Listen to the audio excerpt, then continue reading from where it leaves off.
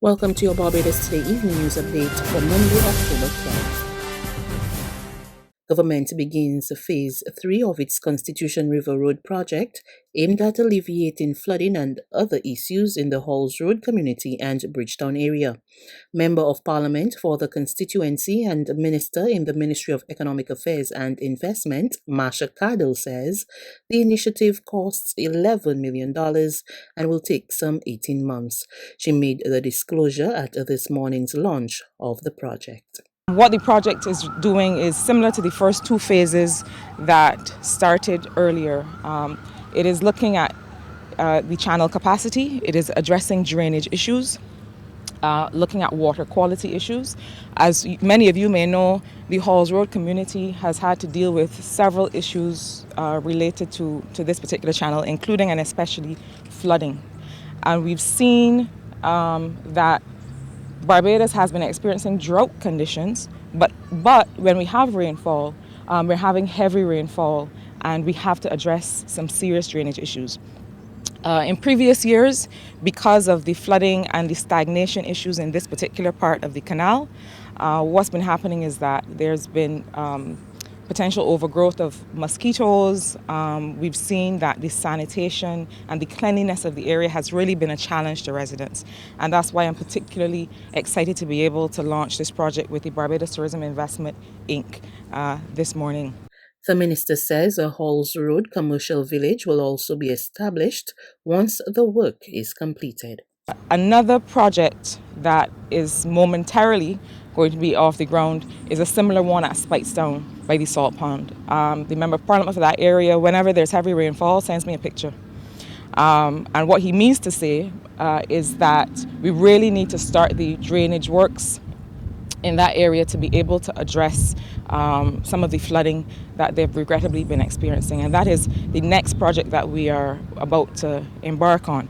But there's something very important I want to say about this project when it comes to the community.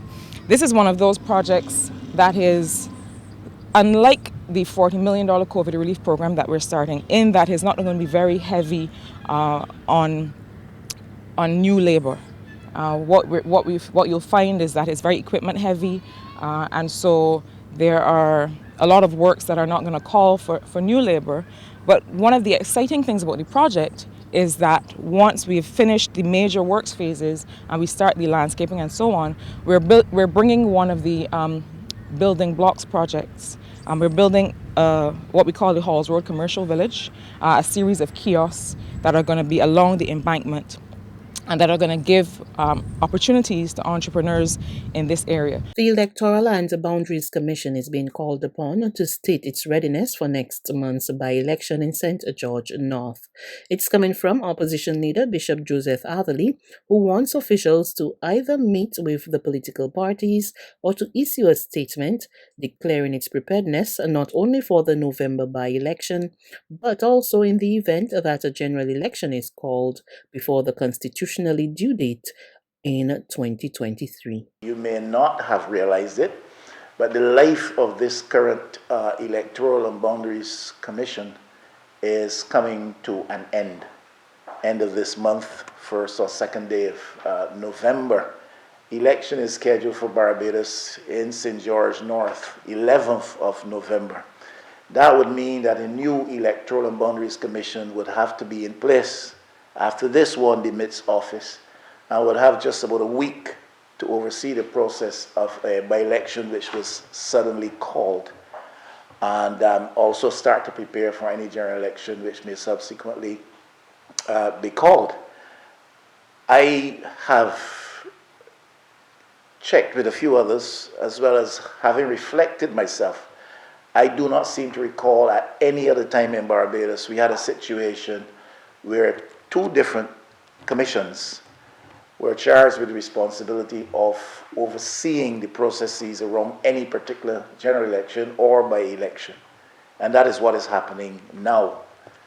So one is demitting office, and I think it would be good if we could hear from them as to the state of preparedness for this by-election. Atherley is concerned that the new commission would not have had sufficient time to oversee the by-election. That may perhaps not seem too urgent a matter for some, but for us it is.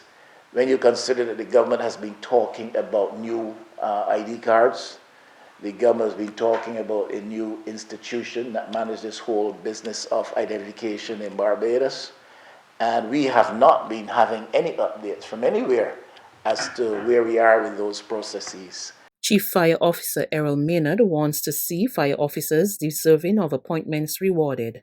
He made the call this morning during a ceremony where 22 fire officers too received their instruments of appointment.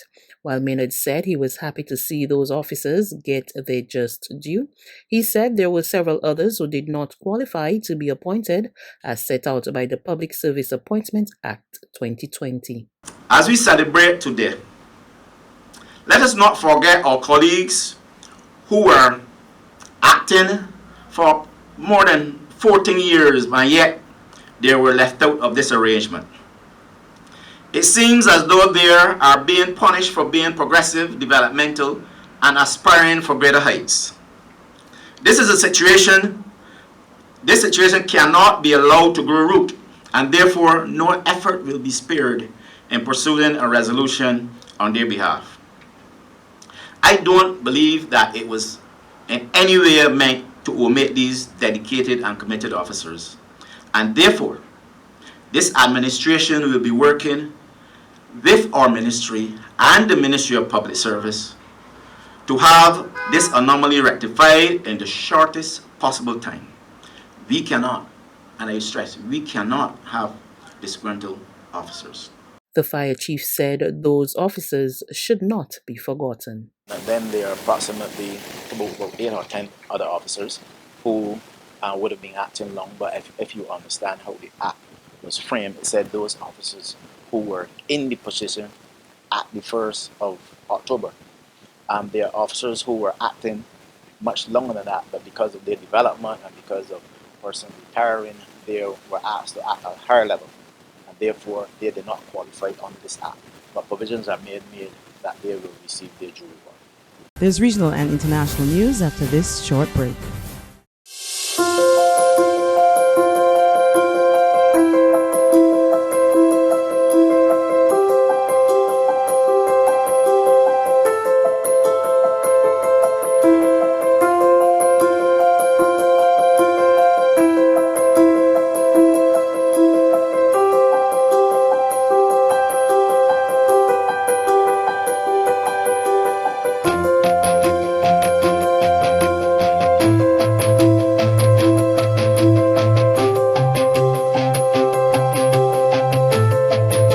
Barbados Today, news you can trust.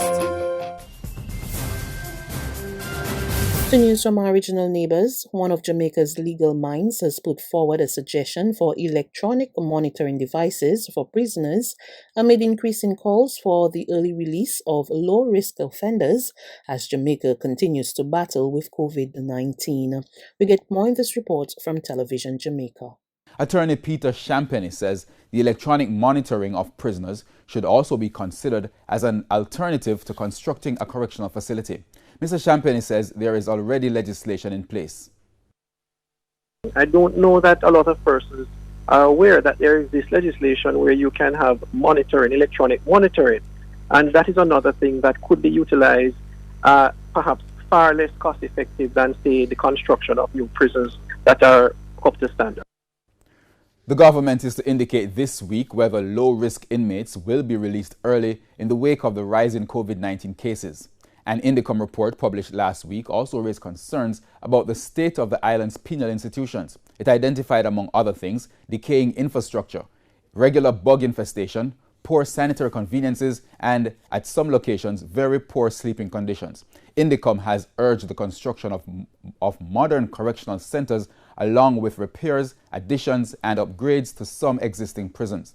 In the meantime, Mr. Champagny also made this suggestion on how the authorities could manage the early release of prisoners. I mean, where it is that you can have early release of prisoners and who are near to completing their term.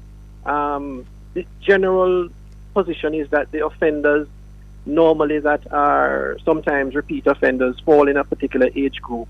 And I think we need to now examine persons that are near the end of the completion of their term of imprisonment, and also persons that are vulnerable. And finally, British Prime Minister Boris Johnson has announced a new 3-tier strategy for local COVID-19 restrictions.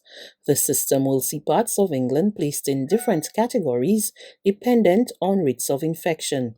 And from Wednesday, Liverpool will become the first area in the UK to be placed into the very high category. The high alert level reflects the interventions in many local areas at the moment.